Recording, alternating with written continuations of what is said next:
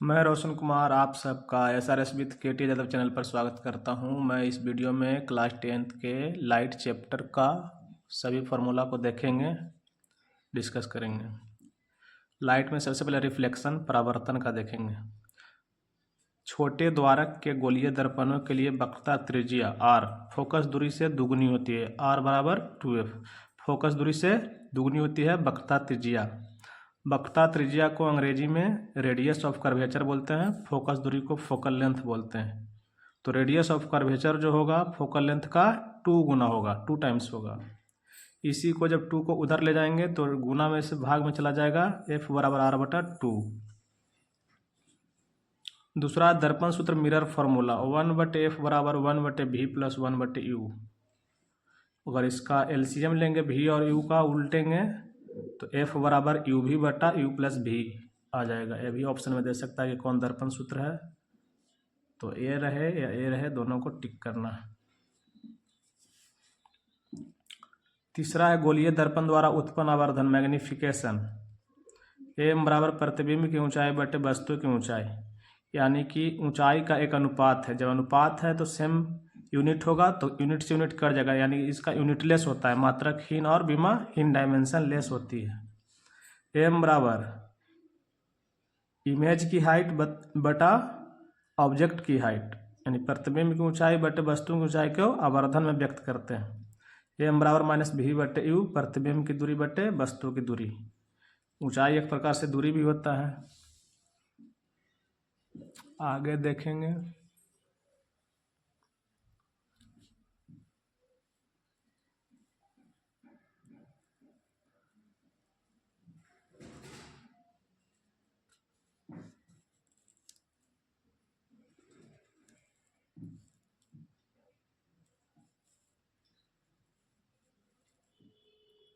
Light reflection में तो देख लिए, लाइट रिफ्रैक्शन में देखें। अपवर्तन में क्या कर रहा है? अपवर्तन में रिफ्रैक्शन देखेंगे। अब स्नेल का नियम, स्नेल्स लॉ, साइन आई बटा साइन आर बराबर n21 बराबर n2 बटे n1 बराबर v1 बटे v2 बराबर लैम्डा 1 बटे लैम्डा 2। एक पूरे रिलेशन है जिससे न्यूमेरिकल सॉल्व होंगे, लेकिन स्नेल का नियम कहता है साइन आई बटे साइन आर बराबर स्थिरांक, और इस स्थिरांक का जो मान होगा वो n21 बराबर v1 बटे v2 होगा। n21 क्या है? माध्यम 2 का माध्यम 1 के सापेक्ष अपवर्तनांक। v1 क्या है? माध्यम 1 में प्रकाश की चाल। v2 क्या है? माध्यम 2 में प्रकाश की चाल। इसे स्नेल का अपवर्तन नियम भी कहते हैं। n21 बराबर v1 बटे v2। माध्यम 2 का माध्यम 1 के सापेक्ष अपवर्तनांक को n21 से लिखते हैं। Refractive index of medium 2 with respect to medium 1। Refractive index को n से सूचित करते हैं। यह 2 प्रकार का होता है, एब्सोल्यूट और रिलेटिव। एब्सोल्यूट निरपेक्ष अपवर्तनांक, इसमें एक माध्यम जो होगा वायु या निर्वात होगा, वैक्यूम, एयर या वैक्यूम रहेगा तो समझ जाइए कि एब्सोल्यूट रिफ्रैक्टिव इंडेक्स दिया हुआ है। तो n बराबर वायु या निर्वात में प्रकाश की चाल बटे माध्यम में प्रकाश की चाल। n मीडियम बराबर c बटा v। c का मतलब हो गया क्या? निर्वात में प्रकाश की चाल, जिसका मान 3 गुने 10 के पावर 8 मीटर प्रति सेकंड होता है। अगला है रिलेटिव रिफ्रैक्टिव इंडेक्स, n21 बराबर v1 बटे v2। इसमें n2 क्या है? माध्यम 2 का अपवर्तनांक। n1 क्या है? माध्यम 1 का अपवर्तनांक। लैम्डा 1 माध्यम 1 का तरंग दैर्ध्य, लैम्डा 2 माध्यम 2 का तरंग दैर्ध्य। आगे हम लेंस फॉर्मूला देखेंगे।